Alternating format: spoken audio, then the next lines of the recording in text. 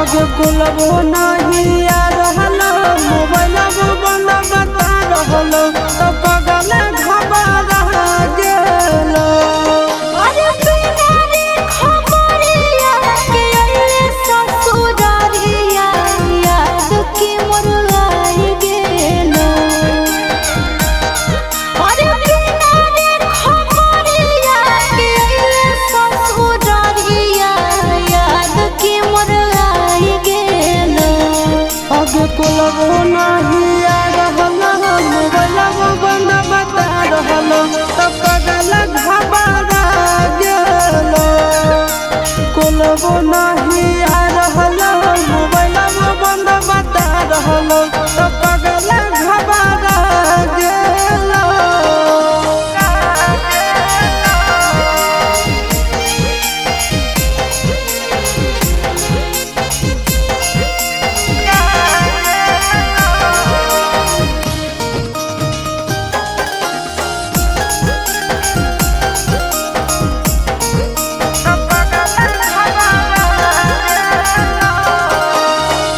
भूख लागल होके खाना लइयो, प्यास लागल होके पानी रे सोना।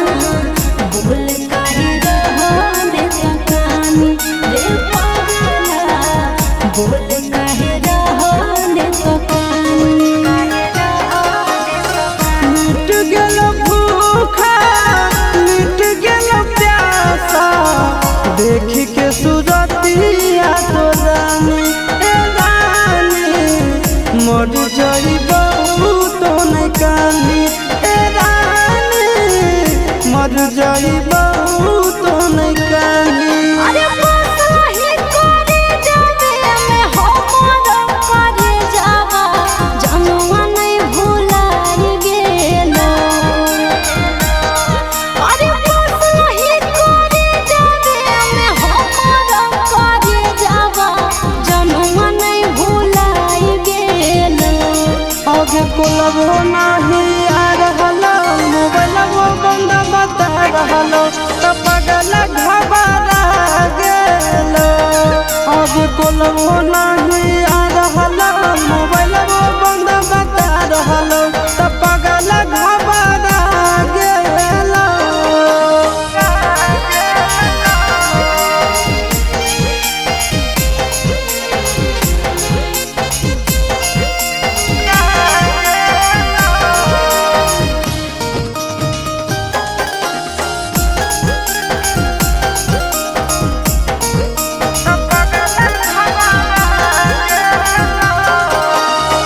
जान गेलियो तोरा मान लियो हमारा जनम से ज्यादा चाहोगी रे सोना। कितना दर्द तो सहोगी रे पगला, कितना दर्द तो सहोगी।